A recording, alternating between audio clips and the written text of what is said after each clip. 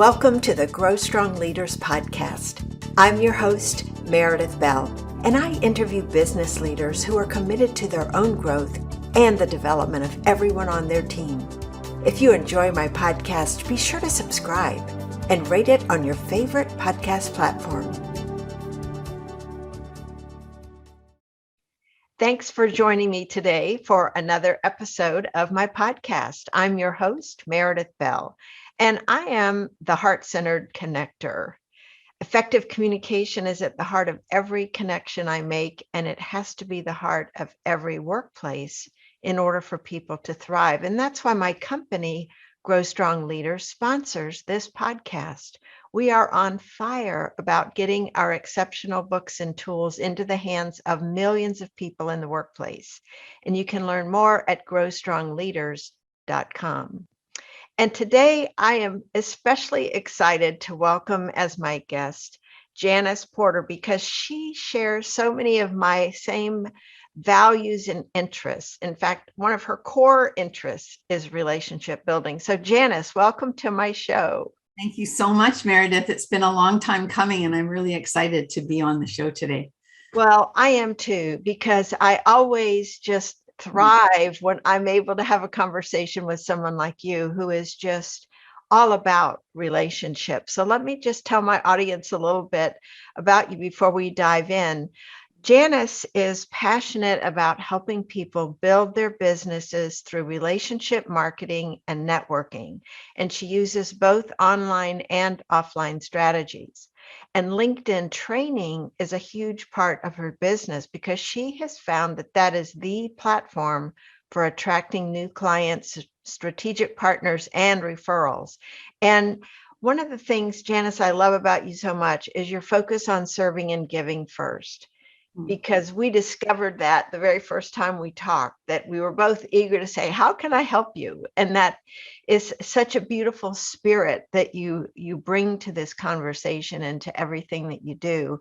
And I want to just add, Janice is the host of the Relationships Rule podcast, where she interviews people who also share her passion for building strong relationships. It's a wonderful podcast. I've had the opportunity to be a guest, and I highly recommend that you subscribe to her show. You will learn a lot if working on relationships is important to you. So, Janice, you and I had similar backgrounds in the start of our careers, which we discovered in an earlier conversation. So I would love for you to just help my listeners understand, how did you go from teaching elementary school to being an expert who focuses on relationships? Wow. First of all, thank you for the kind introduction. And you really are a relationship, a heart person. And I love that about you.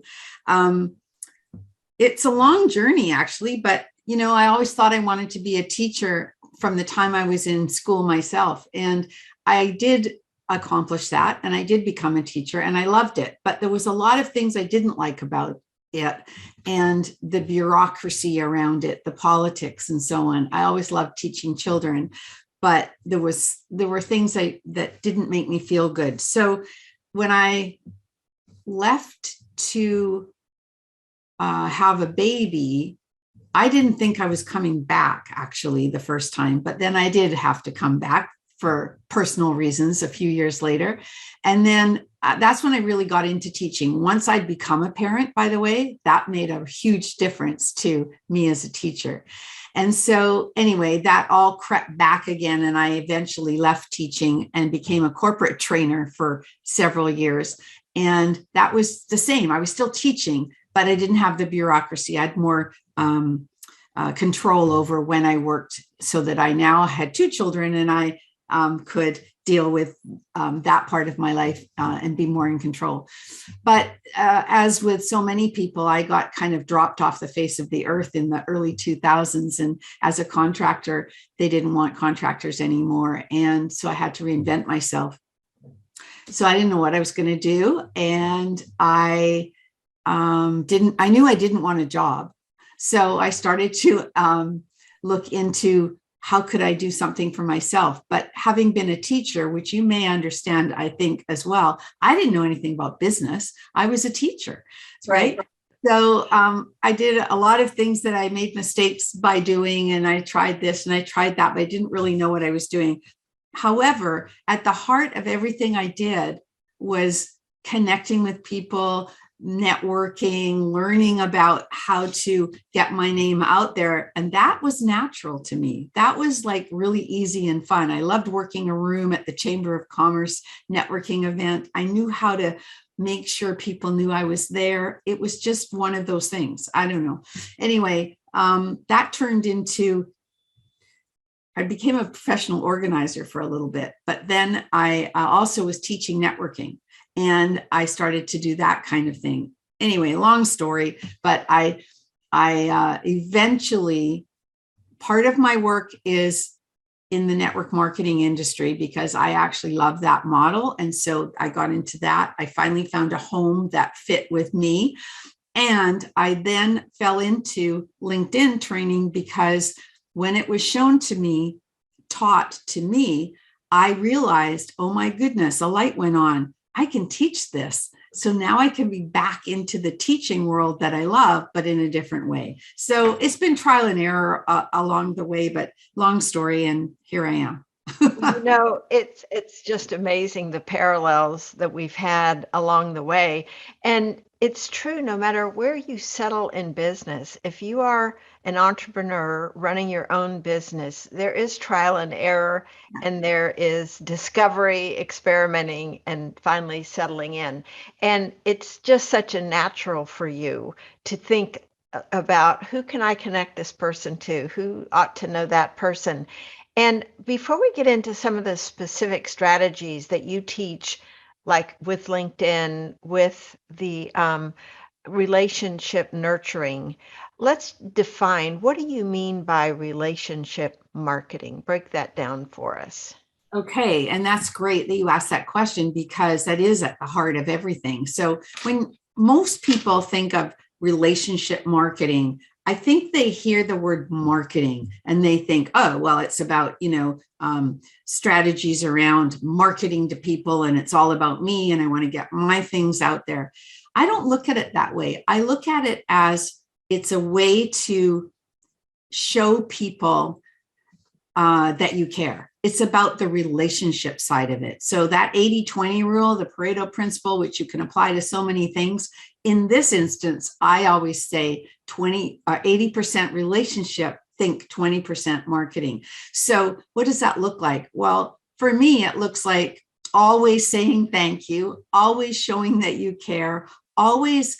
And I think the key, especially when nurturing relationships along the way, it's sending those unexpected, doing those unexpected things.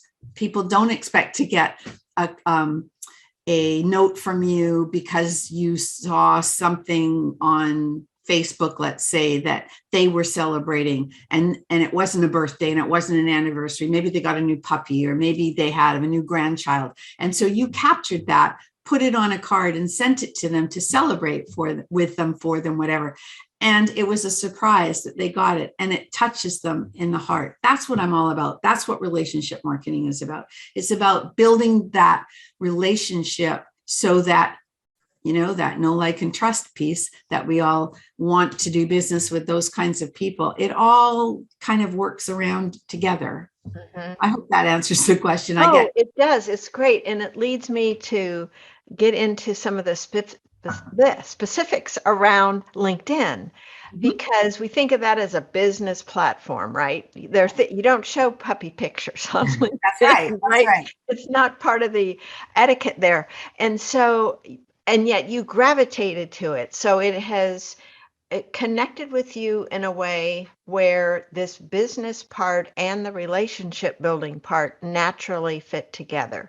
So I was thinking about some of the areas where people struggle on LinkedIn. One of them is their profile. What should I put in my profile? Especially that about section.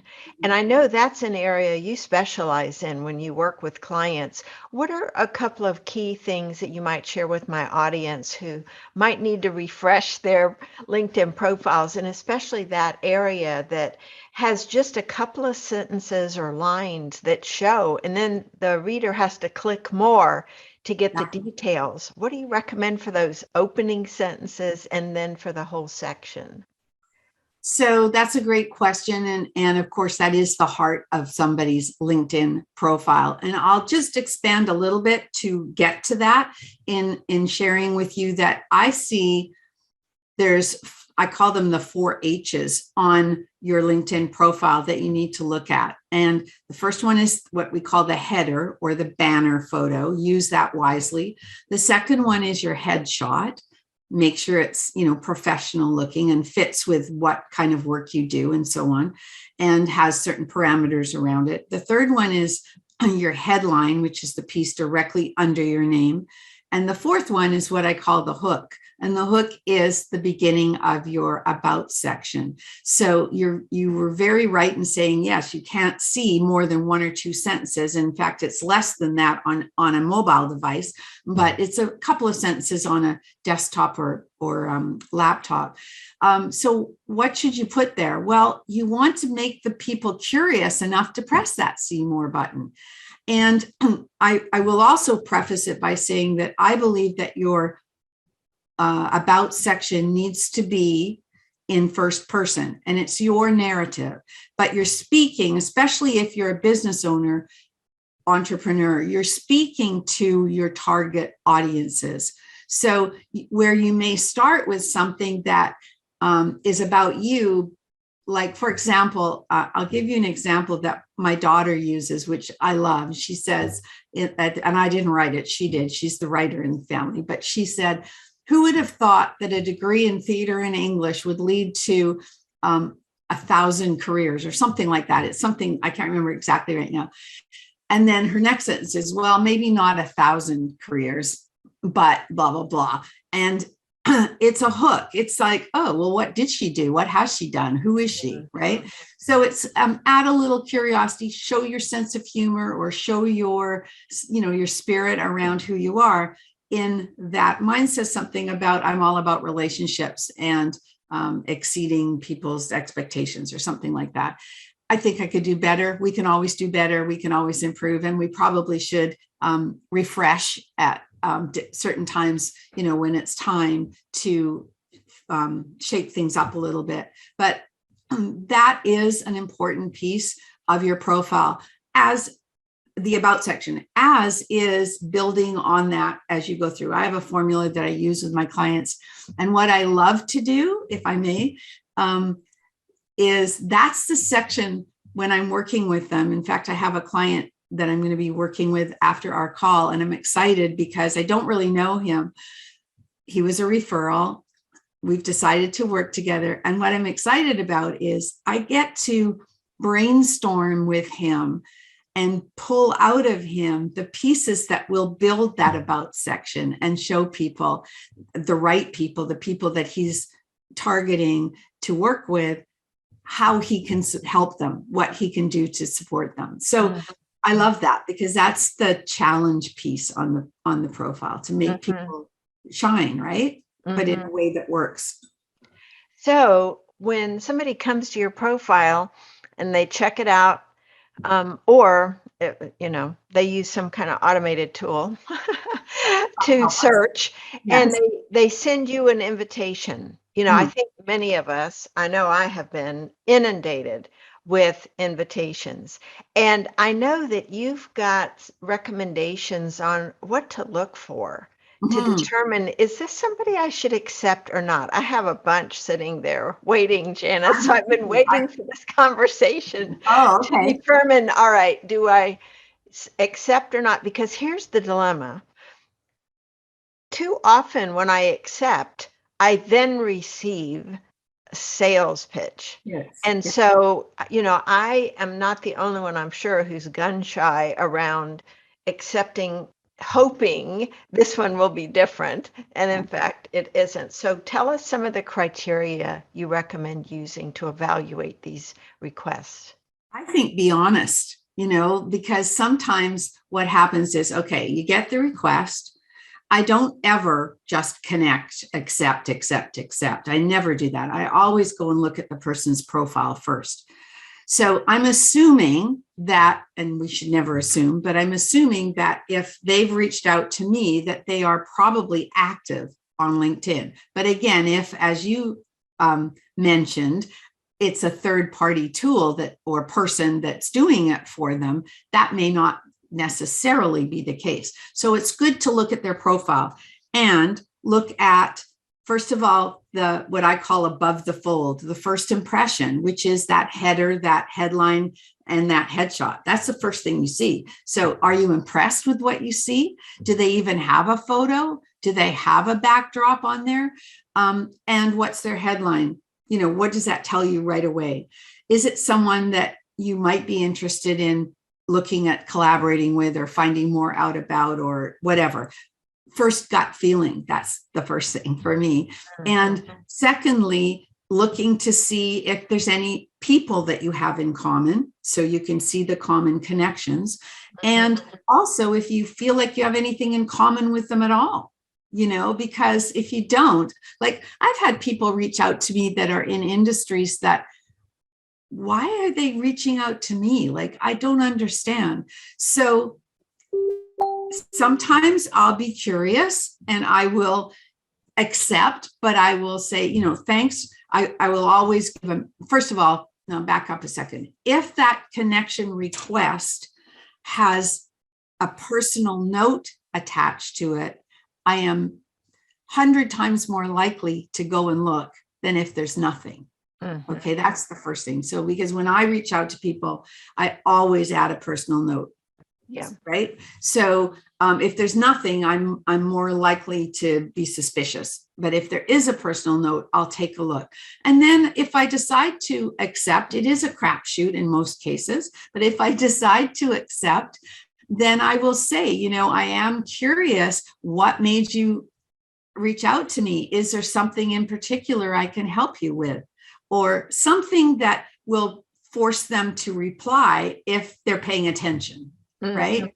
And sometimes I've actually, I don't know, sometimes I've been so fed up with ones that seem like a third party or a robot or something that I will say, is this really a person? I've done that. And that person has come back to me and said, hey, I'm sorry if it sounds like it isn't me, but it was me. And that started a conversation. So yeah, some things to be alerted about. However, you can also say, I'm curious to connect, to accept your connection request and see where it goes, but please don't pitch me. Why not be honest? Yeah, I love that. Just being very straightforward with someone. And I agree with you. If someone doesn't take the time to send a personalized message, and I don't care for the generic ones that say, well, we have a few connections in common when we have over 100. I mean, there's just certain things that trigger, oh, this is automation. You really look at my profile, right? Yeah. Did you So Yeah. I think that those are excellent suggestions. Thank you. Now, here's the other challenge that I think more and more of us are facing these days. When we have people we've been connected to for a while, let's say, and with so many pitches that are being thrown out, filling up people's inboxes, what do you recommend as some genuine, real ways of starting a conversation with someone that you would like to have a relationship with? I'm thinking right now, I probably have hundreds of people who I've been connected with for a while. I would really like to get to know them better. But I have been wondering, what is a way to approach them that will not cause them to ignore it or say, "Oh, well, here we go again." Because I'm like you. I love being of service. And so what are some ways that you might These are suggest? your first level connections that you Yes. haven't actually had a conversation with for a long time. Right, correct? or never had a conversation with, Oh, really? that Oh. I've never had a phone call or a Zoom call with them, but we may have just had a brief interaction when we first got connected. So I one of the things that I like to do, and again, these things, because they're relationship building type of exercises, and because I want to do it myself, it takes a long time because you can only do so many at a time, right? So one of the things that I've taken to doing is having people export their existing first level connections, which you can export on a CSV file, all your first level connections. I don't know if you know that. Yes. Okay.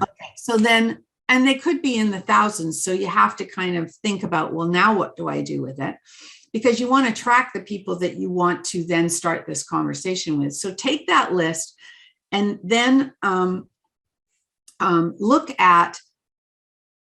through it once and maybe have 3 criteria, like, I just did this. I just wrote this down the other day. Now I can't remember what I did. But it was like, want to reconnect, or like count them a 1, 2, or a 3, and based on the criteria that you want. And then take your ones and start reconnecting or connecting, and be honest again here by saying, hey, we've been connected since 2016. And guess what? I realized we haven't really spoken. I'm on a mission this year. I would like to, connect with my first level connections and find out more. That's one way to do it, more generic. Another way might be to, and by the way, when I'm looking at those people that I choose to do that with, I'm always going to look at their profile to find something that I can ask them about. So they know I've looked at their profile. It may not be up to date, but you can, hope that it is, and say, I see that you volunteer with SPCA. That's something I've been thinking of doing. I love animals, blah, blah, blah. It could be like that, a more personal type of thing that they can see you've paid attention. The other thing you can do is say, 2022 is my year for A, B, and C. And one of the things I'd really appreciate is if you would be open to answering 3 distinct questions for me to help me with my work going forward. And so now you're making it work related. And so maybe you make it simple, don't make it hard for them, make them be able to just respond, but it's private. And maybe in return, you send them something of value. Ask them though, in the first message, don't do it in the first message. See how that works. There's different methods you can use, different strategies you can use. Those are all wonderful, Janice. I love this specificity. You are such a wonderful teacher. It's just so natural for you because it's such a logical flow and really valuable. And one of the things I guess I would love to emphasize with my audience as I've been listening to you is it's not about numbers, it's about quality, because you can, taking the approach that you're recommending, which I wholeheartedly agree with, you can't automate that. You can't cover so many people because you're going to need to follow up after that. Right. And so, managing that many people is really something I think we have to have a shift in our thinking about. It's not about the volume or the numbers. It's about the quality and the match, really, because it's all about chemistry, isn't it? When you talk about relationships. Yes, of course. And so, I look at people that focus a lot on the content on whatever, their blog or on LinkedIn or whatever. And I wish that the content flowed more easily from me, but the conversations are what flow more easily from me. And so for me, it's always about, content is good. Content is more passive. Content is people follow you. People have a look at what you have to say, which is why I do my podcast, which is what I like about doing the podcast. I get to do the talking and the listening, not writing, and people can follow, right? And find you that way. but for me, it's really all about talking to people. So sometimes, I've been known to go to somebody's LinkedIn profile, and actually, if there's a phone number there, pick up the phone and call them. And I've been surprised at the number of people that actually pick up the phone and answer.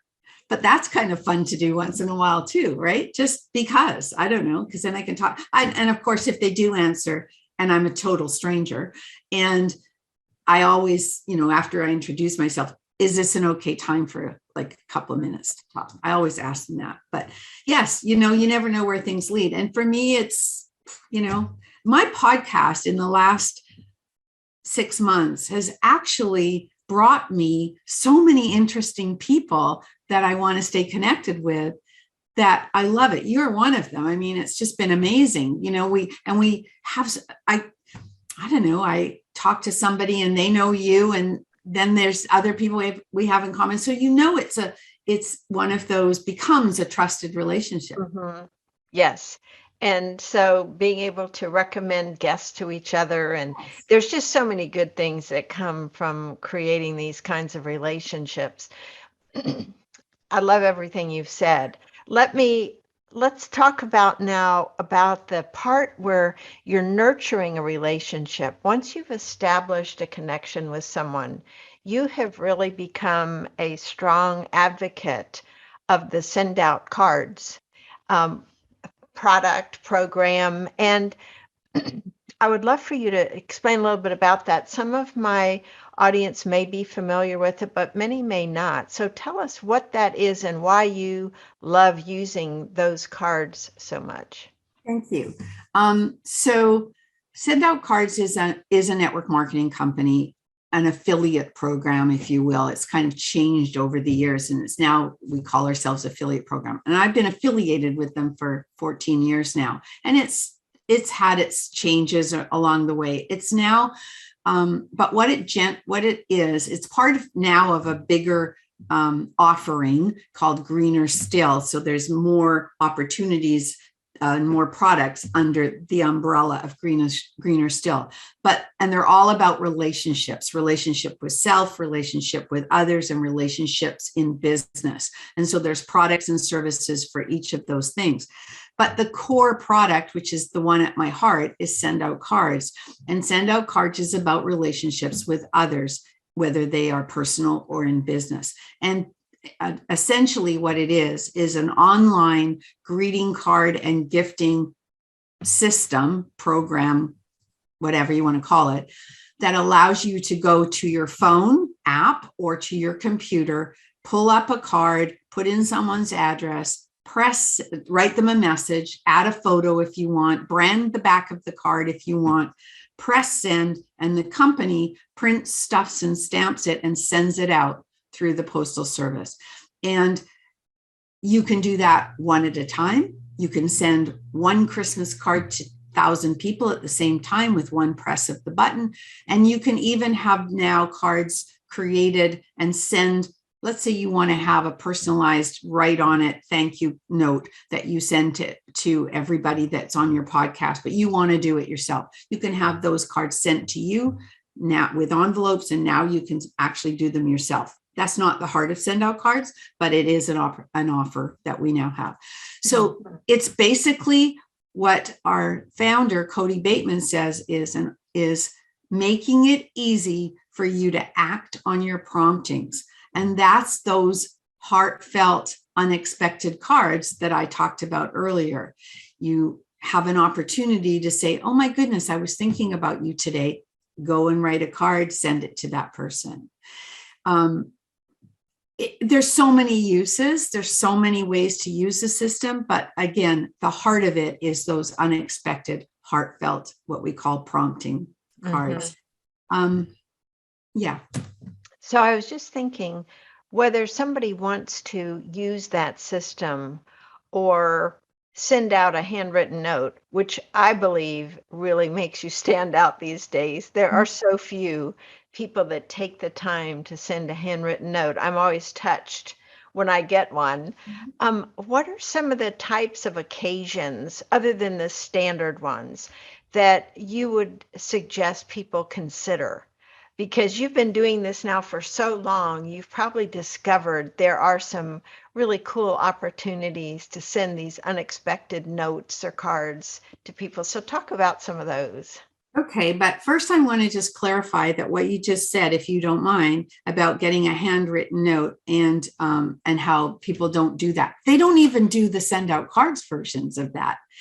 3% of your mail that you get ever in your mailbox might be cards.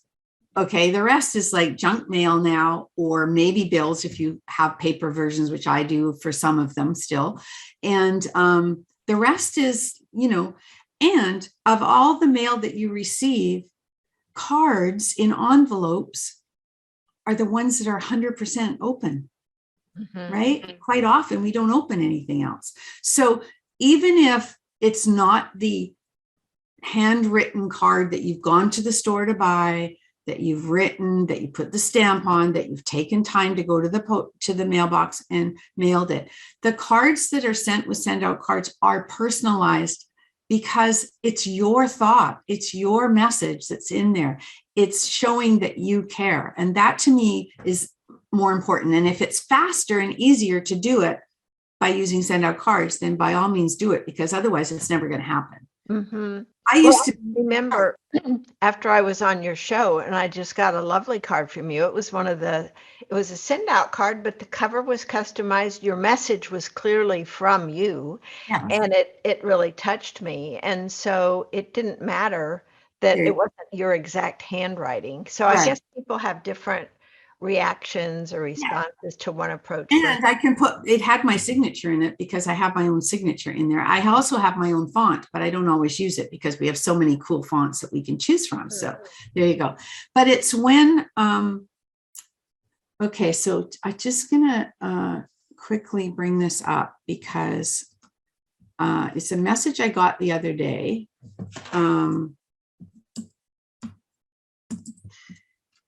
There it is. Okay. And this is the actual epitome of epitome. That's the wrong. Yeah. Is that an example of what it means to me when I send someone a card? So this person said, I had a first Zoom call conversation. We'd met on a networking group. Okay. And I will answer your question. I just want to, she got a card from me. And she said, I cannot tell you the warmth my heart felt when I opened my card.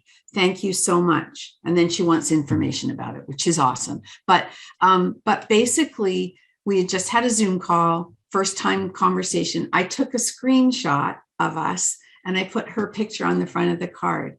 And then on the inside was the screenshot with both of us on it with the date. And then I wrote her a message. And it touched her because she wasn't expecting it. Okay, so here's some examples of how and that fills my heart when that gets a reaction. Okay, so going back to relationship marketing and 80% of it being relationship based, think that your cards that you send out are sending out to give, not to get. Right? You just send them out and, the law of reciprocity works in great ways. So, just don't even think about why you're sending it out. Just send it out to give. So here's an example. This may be past Valentine's Day when this airs, but I'll say it anyway, because it's a perfect example that we don't think of Valentine's Day as a time to thank our clients, to show them some love. And so that's a perfect time to do that. It's a holiday that isn't huge in Hallmark's, business. So it's like, okay, here's an example where I can just say, I love Valentine's Day and I love my clients. Thank you for being so special, right? That's one thing. Another thing is on my 100th episode of my podcast, I did a special card with pictures of all the people that have been on my podcast. And I sent it to all of them, thanking them for helping me get that far. That was allowing me to build relationship with the people that have been on my podcast, some of whom I didn't really know, right? So things like that. Pick a crazy holiday, like there was just National Coffee Date Day or something like that. There's oodles of quirky holidays that you can use as excuses. But the best is if you're on Facebook or you're on Instagram, you can't copy photos from Instagram, but you could take a screenshot and you see something that people are celebrating in their life, help them celebrate it. Send them a picture and a card. And I'll give you one more because I know you, like me, you're a grandma. I am doing a special album for my granddaughter of all the pictures that we get posted on our phones of my granddaughter. My granddaughter or my daughter posts, lots of different pictures. I am sending myself those pictures on cards, on postcards actually, and like this. Oh. And I'm putting them in an album for her. And I'm going to give them to her on her birthday because she's 2.5. She's used to seeing her pictures on phones all the time. She never gets to see the real pictures. So I'm doing an album, and that's kind of fun. So I just send cards to myself with those pictures on them, and they're going in the album. Easy peasy. Cool. Yeah. Mm-hmm. You know what you're talking about. And I just love the passion you have for this, Janice. It comes, just comes across so beautifully. This whole idea of surprising people and showing that you care, because everybody is so busy these days, to know what a card communicates is I took time for you. Exactly. And that carries so much power. Are you on the Facebook? whole aspect of relationship building. Are you on Facebook? Yes. So what I often will do is if I'm scrolling Facebook and trying not to get down the rabbit hole too far because I'm supposed to be doing something in business, I'll save the posts that I want that have the pictures. And then that night, I will go with my iPad and I'll look at those posts. I'll save the picture, go to my phone, to my app for SendOutCards, put that picture on the front of a card and send it to somebody, to that person. And so I can do 4 or 5 of them at once. I'm all about those cards and making somebody feel special. I actually got a message the other day. I'd done that with a fellow that I knew and I hadn't talked to him for a couple of years because of COVID and everything. And he sent me a message. He said, my wife was just asking me today if I had talked to you, and I go to the mail and there's a card from you. That's karma, right? That's what happens. So, yeah. That's great. Well, I know we are running out of time. It's hard to believe how time has flown. What are 1 or 2 other tips that we haven't really gotten a chance to talk about that you would say these are really important when you think about building relationships with other people? I think what's really important is to listen and to pay attention and make it about them. Whether you're starting a first conversation or restarting a conversation with someone you haven't talked to for a long time, I find that if they ask me about me, I just turn it right back to them. I let them talk because when they're finished, they may not know anything more about you, but they feel like they've had a good conversation. Now you can follow it up, send them a card. And by the way, if it's new, I spoke to 3 people yesterday for the first time that were connected either on LinkedIn or had been referred for my podcast. And I did not get off any of those calls without getting their mailing address because it's a thing it's comfortable for me to do that. And they all give it to me. And so I follow up with a card, hopefully with a picture of them on it, because by the way, if the picture of them is on the card on the front, they're not going to throw it away. It stays a lot longer on their desk than one that has, your picture on the front, so to speak. So I think that one of the things I would say is that in business, especially in sales and where you're dealing with outside influences, like your customers, your prospects, it doesn't hurt to, show some respect or show some love in brackets before you've got the deal. Or maybe you didn't get the deal and you send them a card and you say, thanks for giving me the opportunity to ask for your business, keep us in mind maybe next time or something like that. Boy, who does that? Nobody. Right. Okay, Janice, this has just been pure gold. Thank you for sharing so freely your experiences, wisdom, and insights, because you really are such a super connector, super relationship builder. It's truly one of your superpowers. And I'm so glad I had the chance to share you with my audience and have them benefit from all the things you've tried, you've learned, and now you teach to others. So thank you for being such an exceptional teacher. Because I love the fact that you have that thread throughout your entire career, your entire life. So thank you for being who you are. Oh, that's my pleasure. Thank you. Thank you for having me. If I may, I would like to leave your audience with an opportunity to test the waters, if you will, if they want to do that. Sure, yes. Please let them know how to do that and how to connect with you also. Well, of course, anybody can come onto LinkedIn, and I'm easy to find. It's LinkedIn, .com.in Janice Porter or / Janice Porter, and let me know that they heard me on your podcast. That would be fun. I also have a free download on my website, janiceporter.com, with a checklist around doing your LinkedIn profile. But more importantly, I would love people to have a chance to send a free card on me if they want to test that system. And I'm sure you can put it in the show notes, but basically They're going to go to SendOutCards.com / Janice Porter and hit send a free card and do that.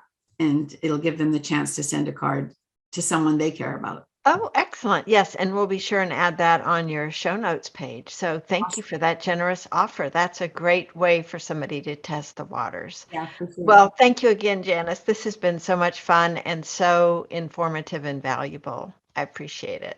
Thank you. It's been my pleasure. Thanks for tuning into my podcast. Now head over to growstrongleaders.com and check out our 2 books, Connect with Your Team and Peer Coaching Made Simple. While you're there, download the free facilitator guide to find out how to implement our unique peer coaching system. Until next time, I'm Meredith Bell.